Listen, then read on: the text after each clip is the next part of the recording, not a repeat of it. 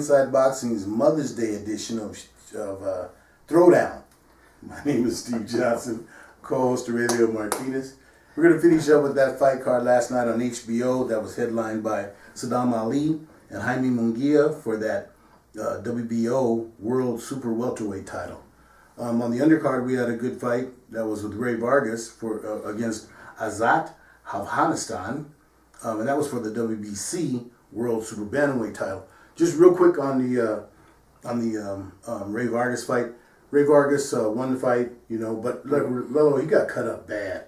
The cuts, I don't know how he's going to recover from all those cuts he's got. I wouldn't expect him to fight for a while, just because he's a tough fighter, but man, the cuts are just tremendous on him. So I don't think we really have to worry too much about him. So let's move on into the Ali and Munguia fight. Let me just start off by saying Munguia was impressive to a degree in his win against a guy that he had at least 20 pounds on by the time they start. There's no question that Saddam Ali, after beating and aged and retired, ready to go off into retirement, Miguel Cotto, he was living off of that legacy there for with Golden Boy Promotions. But I don't know why they even took that fight, to be honest, because looking at Saddam Ali, he's a good fighter at welterweight for sure, but maybe even 140. Okay, he's not a big guy.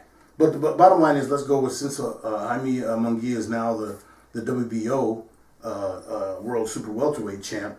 The first names that come to mind is Jarrett Hurd and Jermell Charlo. He can't stand in with either one of those, in my opinion. I mean, Ray Beltran.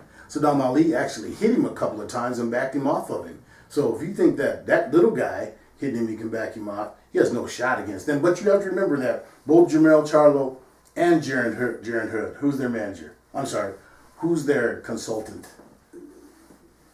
Who are they with? Al Heyman. Al Heyman. Okay, so Al Heyman. Premier. Al Heyman is going to make them make Munguia prove himself. He seems right now to be another rising Mexican star, but I don't see him standing either one of those two. But we'll see.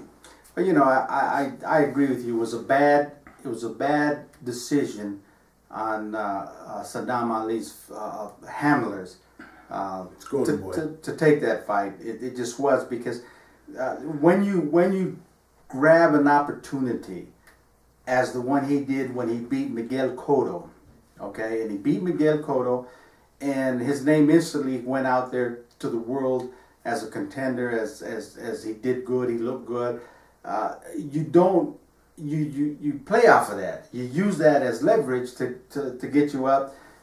So it was just a bad decision for him to go in there and fight a bigger guy, a guy that outweighed him so much. And there was other fights out there for him to take to stay in the limelight. Now people were saying, just like you and I said, well, Miguel Cotto was that was his last fight. It was announced. He didn't have to worry about fighting anymore, and he just wanted to give his fans a farewell, a fight. So now it kind of puts Ali Saddam in a bad situation, because now he loses that little lift, that boost that he had. So very damaging to his career as far as the big marquee fights.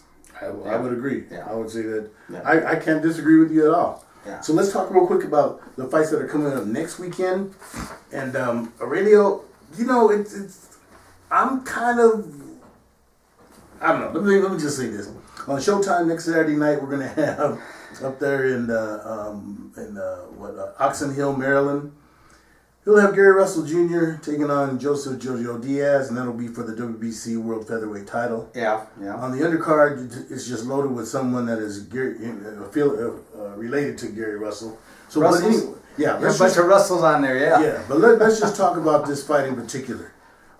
Gary Russell Jr. has been running his mouth of late, saying he's the best out there. He thinks by far the best. I think Jojo Diaz, I'm on record right now, Jojo Diaz handles Gary Russell Jr. If nothing else, because Jojo Diaz has been active and Gary Russell Jr. has decided that he's Floyd Mayweather and he can fight once or twice every couple of years, and that he's going to keep on with his, the status that he had. I don't care for his antics at all. He walks around acting like he's all of that. Yeah. And I expect Jojo to handle him. I wouldn't be surprised if Jojo stops him. That's how much of a limb I'll go out on. Well, I'll tell you what. I agree with you as far as there's just no way he can sleep JoJo Diaz. I mean, JoJo Diaz is coming in, and he understands this is his opportunity. Yeah. This is the door is kind of kicked open for him to make it into that marquee status. Okay, so I think you're going to see a JoJo Diaz come in here at 100%. And you're right. It's going to be a fight. An undefeated JoJo. And it's going to be a fight. I said so. It's one to watch. It's one to watch. We're going to watch the game. The fight. And it's one to watch. I mean, last weekend, I don't know if we'll ever repeat last weekend. I mean, there was so much good boxing last weekend, and this weekend it's going to be good on that. Now, we can go to the next big fight on that if you're done with the JoJo Diaz. Of course, well, Adonis Stevenson and Badou Jack. That fight is one that I don't think that anybody would dispute. That's going to be a knockdown drag out. These two guys like to fight. I mean, there's no dancing around and being cute. They're going to come in and they're just going to start throwing bombs. Badou Jack has been somebody that has been very impressive. Both of them only have one loss. Adonis Stevenson, is focused. I think he's ready. He's been talking about it. Badou Jack has been on several other shows talking about how he's ready for it. I think it's going to be a great fight. You know what? I think you're right. I just see this as a very interesting fight. Here you got Badou Jack, who's been proven. He's going to go in there and he's going to fight. And he's someone to be reckoned with. Okay, he's from Sweden, and I believe Stevenson is from Haiti. Mm-hmm. But I'm gonna tell you what, when you get two fighters in the ring like these two, you're going to have fireworks in the ring. Now my question, I know what Badou Jack's gonna go in there and do. My question is, Adonis Stevenson, can he handle the pressure? Can he match the pressure? Your opinion, can he go in there and make this rock'em sock'em, drag out the fights, and can he do that? No, without a question, without a doubt. There's no question that he can do that, and I think he will do that. I think this is a big test for Badou Jack. I mean, he's been skating along. To be honest, nobody really wants to fight these two guys. So they both had to go along with what they could do. Like I said, I think this is a make or break for both of them. Whoever loses, unless the fight is really that close. And I don't think so. I think somebody's going. But if it happens to go to a decision, whoever loses, if it goes to a decision, that'll mean that they both were able to go against each other, and they'll still keep their same status. But it's one of those fights where you can't expect that the loser will drop down a tier. Well, no, because we know what they both bring to the table. That's right. And I mean, just for the record, I think it's going to be a very good fight.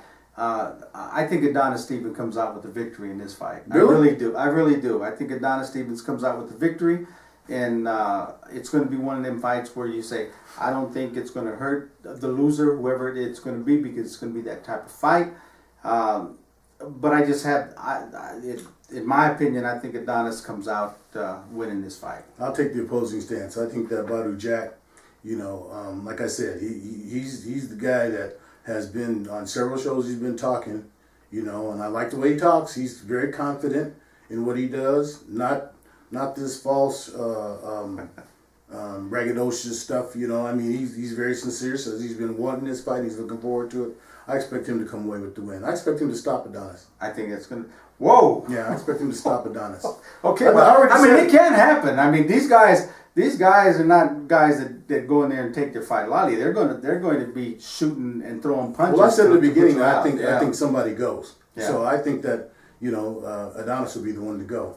We got it's going to be an exciting fight. We got a few seconds there. Gary Russell Jr. after he fights with JoJo Diaz, you think he'll fight again this year? Oh, there's no question he won't fight again this year. He thinks this is the one fight of the year, and that's why I think JoJo's going to put it on him.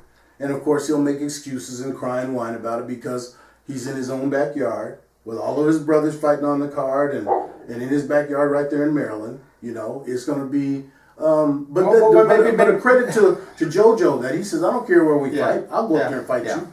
Because that's what Gary Russell. Yeah. 10 seconds, baby. 10 seconds. Another thing he's been crying about, is he deserved to fight in his home state. Okay, he's in his home state. Let JoJo put it on him. Well, As you maybe, can see, I'm not a big fan of Russell, and I used to be. well, maybe Russell can fight Thurman because Thurman has lately been a very big letdown. Well, that's that's two different weight. You talking about featherweight, welterweight? Stop it! Stop it! Stop the nonsense right here. Okay. Okay. Well, anyway, that's going to do it for Our Mother's Day edition of Inside weekend. Boxing Throwdown. So we'll see you next week when we'll recap the fights that happened, and we'll talk about the upcoming fights, and of course we'll recover some of the and our open topic. We'll talk about the good things in boxing, bad things in boxing, exciting things in boxing. So come back and see us. All right. As we always end up every edition of Inside Boxing Throwdown.